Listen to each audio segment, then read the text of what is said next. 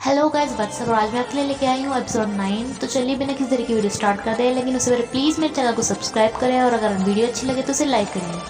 Episode के starting में जू सो को धक्का देकर वहाँ से भाग जाती है और वहाँ जाके सोचती है कि क्या ये सब कुछ रियल है। तो सो से बोलता है कि हाँ ये सब कुछ रियल है और मैं तुम्हें ये पेंडेंट दे के प्रपोज करने वाला था, और तभी वो उसे पेंडेंट पहनाता है।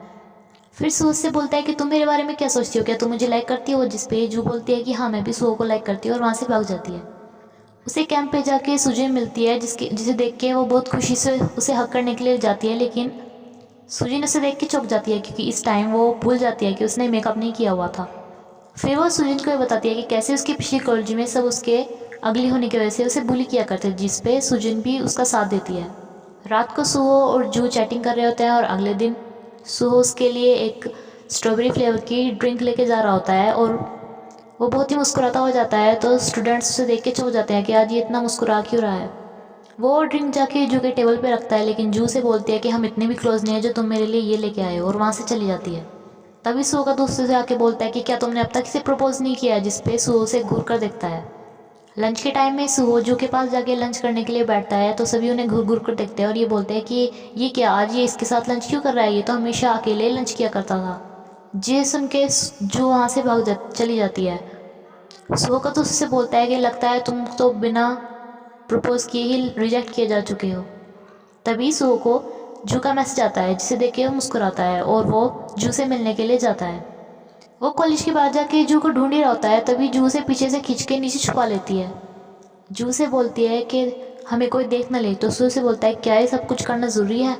तो जू से बोलते हैं कि हाँ ये सब कुछ जरूरी है, जब से तुमने इस लड़की को ये बोला है कि तुम किसी लड़की को लाइक करते हो, तब से पूरे स्कूल की सारी लड़कियाँ तुम्हारा पीछा करती है और ये सोच ढूंढती है कि आखिर वो लड़की कौन है जिसे तुम लाइक करते हो, और अगर उन्हें पता चल गया कि मैं वो लड़की हूँ तो वो मेरे पीछे पड़ जाएंगी। तभी वो दोनों एक सीन सोचते हैं जिसमें बहुत सारी लड़कियाँ जू के पीछे पड़ी हुई होती हैं। जू सो के बोलते हैं कि हम ये बात किसी को नहीं बताएंगे कि हम डेट कर रहे हैं, जिसपे सो बोलता है कि लेकिन मैं तो तुम्हारा बॉयफ्रेंड हूँ। ये सब कुछ सुजन भी बहुत देख रहा होता है और उसके हाथ में जो कैन होती है उसे वो फेंक देता है गुस्से में। कैन फेंकने की आवाज़ सुनकर जू वहाँ से भाग जाती है। अगले सीन में दिखाया जाता है कि हांसा सभी बच्चों का एक पेपर देखते हैं जिसपे कि उन्हें अपने करियर के बारे में कुछ लिखना था, अपना करियर सेलेक्ट करना था।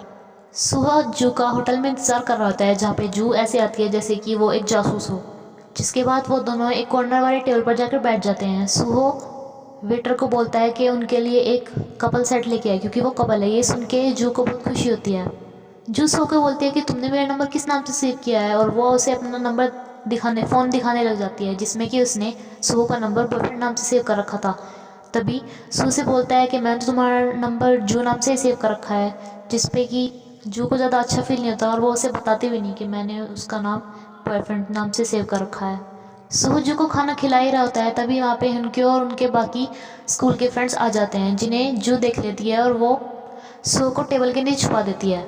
वो सभी फ्रेंड्स आके बोलते हैं कि अरे जू तुम यहाँ पर क्या कर रहे हो, और तुम्हारे यहाँ पर जब तुम अकेली हो तो तुमने कपल सेट क्यों मंगवाया हुआ है। तो जू ये बोलती है कि मैं बहुत सारा खाना खाती हूँ।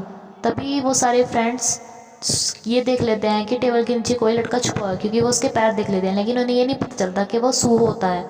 तभी वो जू को बोलते हैं कि चलो तुम अपना सीक्रेट डेट एंजॉय करो और हम तुम्हारे बॉयफ्रेंड का फेस किसी और दिन देख लेंगे। ये बोल के वो वहाँ से चले जाते हैं और सो टेबल से बाहर आता है। फिर सुहो जू को उस आर्टिस्ट के पास लेके जाता है जिसके देख देख के वो मेकअप किया करती थी। जू को उससे मिलने के बाद बहुत ज़्यादा खुशी होती है और वो उसका ऑटोग्राफ भी लेती है, और वो बाद में सोचती है कि अब वो भी एक मेकअप आर्टिस्ट ही बनेगी।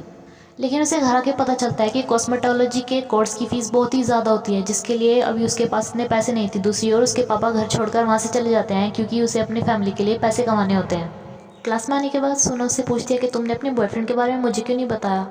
जो कि पूछने वाला वो उसे बताती है कि उसे ये सब हिनक्यू ने बताया। तो वो जाके हिनक्यू से पूछती है, तो हिनक्यू बोलता है कि हमने इसे एक लड़के के साथ देखा जो कि हमें देखकर छुप गया था, और तुम किसी को डेट करे इसमें छुपाने की क्या बात है। ये सब कुछ स्यूजन भी देख रहा होता है और उसे ये सब कुछ सुनकर अच्छा नहीं लग रहा होता, और वो फ्रस्ट्रेटेड होकर बोलता है कि बस भी करो।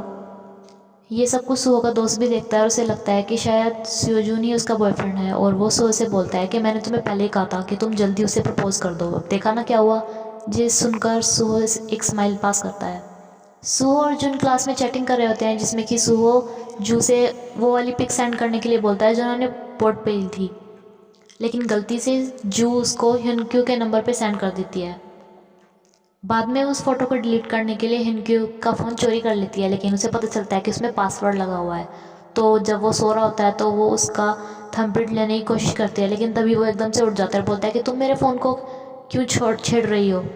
वो उससे फ़ोन छीनने की कोशिश कर रहा होता है, तभी वहाँ पर स्यूजन आ जाता है और उन दोनों पे से फ़ोन ले लेता है। और वो देखता है कि उन दोनों की पिक, जिसे देखकर वो बहुत सैड फील करता है और वो फ़ोन जू को दे देता है, जो जल्दी से वो फ़ोटो डिलीट कर देती है।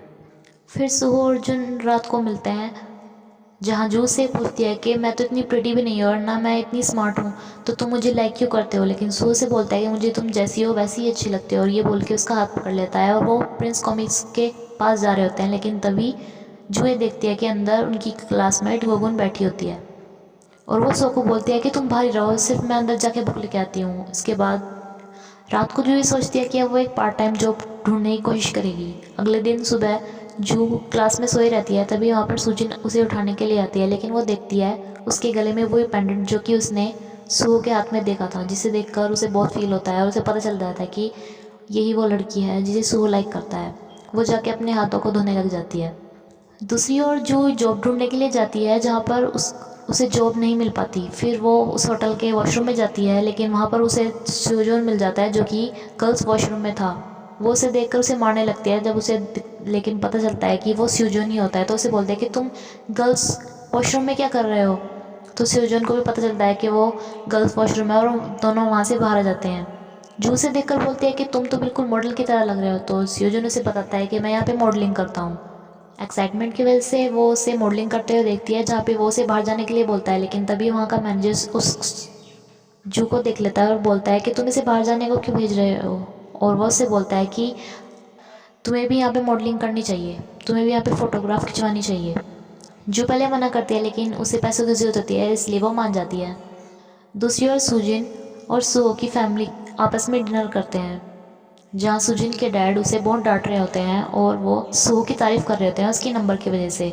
ये सब कुछ सुन के सुजिन के बहुत बुरा लग रहा होता है और सुहो भी ये बात नोटिस करता है कि सुजिन को ये सब अच्छा नहीं लग रहा, और वो एकदम से खड़ा होकर बोलता है कि अब हमें पढ़ाई करने के लिए जाना चाहिए, और वो सुजिन को लेके वहाँ से चला जाता है। बाहर जाके वो टेबल पे बैठते हैं, जहाँ सुजिन उससे बोलती है कि अच्छा हुआ तुम मुझे वहाँ से ले आई, मुझे वहाँ अच्छा फील नहीं हो रहा था, तुम मेरे लिए कितना अच्छा सोचते हो और मेरी कितनी केयर करते हो। जिसपे कि सो उसे इग्नोर कर देता है, और तभी उसके फ़ोन पे मैसेज आता है जू का, जिसे देखकर वो ये बोलता है कि अरे ये मैसेज तो मैंने पढ़ा ही नहीं। और ये बात सुजिन सुन लेती है। स्योजून और जू फोटो खिंचवाते हैं, जिसके बाद स्योजून उससे पूछता है कि तुम फोटोग्राफी करवाने के लिए मान कैसे गई। तो जू से बोलती है कि मुझे एक जॉब की ज़रूरत है, जिससे कि मैं अपना कॉस्मेटोलॉजी का कोर्स की फ़ीस दे सकूं, क्योंकि मुझे एक मेकअप आर्टिस्ट बनना है। और वो उसे ये बताती है कि वो सुओ को डेट कर रही है, जिससे सुनकर स्योजून को अच्छा नहीं लगता, लेकिन वो कुछ रिएक्ट नहीं करता। जू से बोलते हैं कि उसे एक बात को सीक्रेट रखना है, जिसके बाद स्यूजन उसे बोलता है कि क्या सुओ इस बात के लिए मान गया कि वो किसी को नहीं बताएगा। जिसपे कि जू उसे हाँ बोलती है और पूछती है कि क्यों। तो स्यूजन बोलता है कि अगर मेरी कोई गर्लफ्रेंड होती तो मैं तो सबको बताता। जिसके ऊपर जू को सुओ के लिए सैड फील होता है। वो दोनों बात करते हुए बाहर निकलते हैं, तभी जू को सुओ का फ़ोन हो जाता है और वो उसे छोड़ के वहाँ से चली जाती है। जिसके बाद स्यूजन काफ़ी बेकार फील करता है। सो जू से बात करता हुआ चलता रहता है, तभी उसे जू के पापा दिखाई देते हैं। वो जू को बोलने ही वाला होता है, तभी जू के पापा उसका फ़ोन काट देते हैं और उसे बोलते हैं कि प्लीज़ उसे मत बताना। फिर वो उसे बताते हैं कि वो अपने फैमिली के पैसे के लिए वहाँ से भाग गए हैं और उन्हें पैसे जमा करने हैं। और वो सो को बोलते हैं कि वो ये बात जू को ना बताए। सो जू के डैड को अपने घर लेके जाते हैं और उन्हें रात को वहीं रहने के लिए बोलते हैं। वो उन्हें अपने रूम देते हैं सोने के लिए और अपने आप जाके बाहर सोफे पर बैठ जाता है। और वो दोनों रात को फुटबॉल का मैच देखते हैं, जहाँ पे वो काफ़ी अच्छा टाइम स्पेंड करते हैं और उनकी काफ़ी बनती भी है। सो सुबह उठ के तैयार होकर स्कूल जाने के लिए रेडी होता है। पीछे से जू के पापा उसे ड्रिंक देते हैं और बोलते हैं कि तुमने ब्रेकफास्ट भी अच्छे से नहीं किया, इसलिए तुम्हें ये पीना चाहिए। और वो उसे बाय बोलते हैं। ये सब सोच के और देख के सो को काफ़ी अच्छा फील होता है, क्योंकि उसे अब वो प्यार मिलता है जो कि उसे अपने पापा से कभी नहीं मिला था। सियोजुन जू की जो अपने किसी पहचान वाले कैफ़े में करवा देता है, जिसके लिए जू से थैंक यू बोल रही होती है, लेकिन तभी उन्हें सुहो देख लेता है और वो आके जू को अपने साथ लेके चला जाता है। जू अपना काम कैफ़े में काफ़ी अच्छे से कर रही होता है, लेकिन उसका हाथ वहाँ पे जल जाता है। दूसरी ओर सियोजुन के पास उनकी प्रोड्यूसर उनकी फ़ोटो भेजता है, जो कि उसने जू के साथ खिंचवाई थी, जिसे देखकर वो उन्हें डिलीट करने वाला होता है लेकिन वो कर नहीं पाता। तभी उसे कैफ़े के मालिक का फ़ोन आता है जो कि उसे बोल रही होती है कि अच्छा हुआ उसने उन्हें जू से मिलवाया, जू काफ़ी अच्छी से काम कर रही है।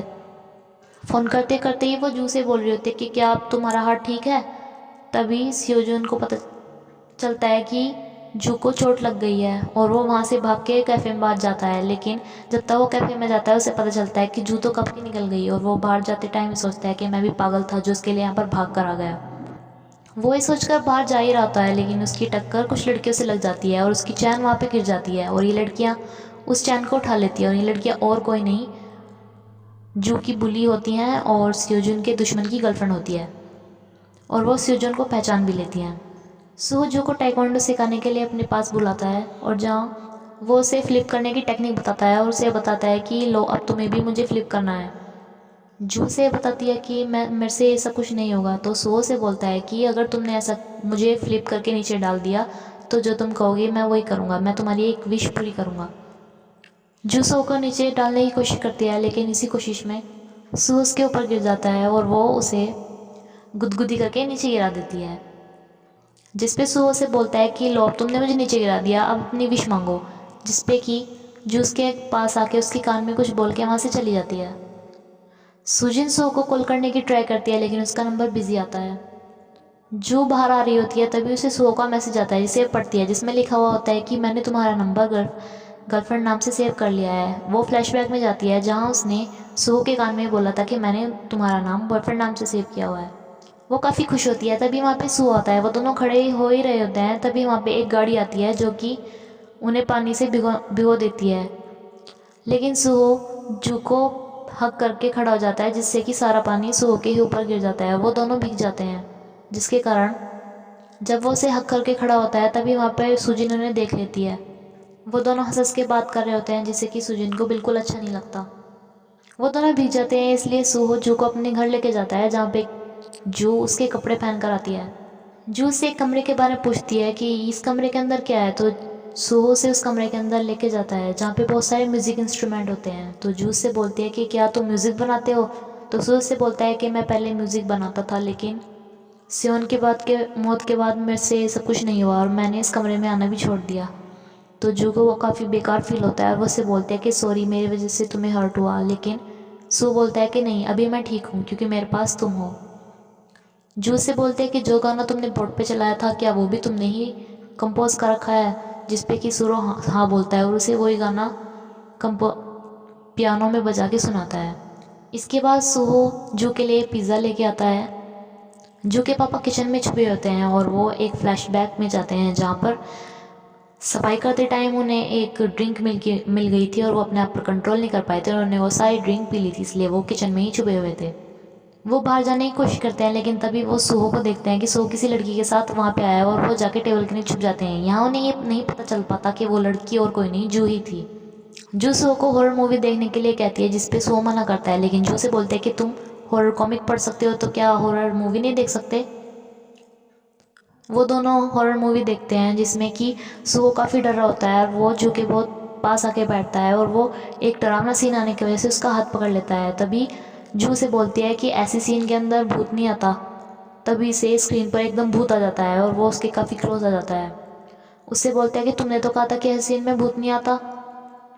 वो जू को किस करने ही वाला होता है लेकिन तभी जू के पापा उन्हें देख लेते हैं और वो एकदम से सुहो का पैर पकड़ लेते हैं, जिसके बाद वे दोनों ही सोफे से कूदकर भागने लगते हैं। लेकिन तभी जू के पापा सुहो की तरफ को बढ़ने ही वाले होते हैं लेकिन पीछे से जू उनके सिर पर फ्राई पैन मार देती है जिससे कि वो बेहोश होकर नीचे गिर जाते हैं। और उसके बाद जू को पता चलता है कि और कहीं नहीं उसके पापा थे। वो एकदम शॉक हो जाती है और शॉक में ही सुहो की तरफ देखती है और यही हमारा एपिसोड ख़त्म होता है।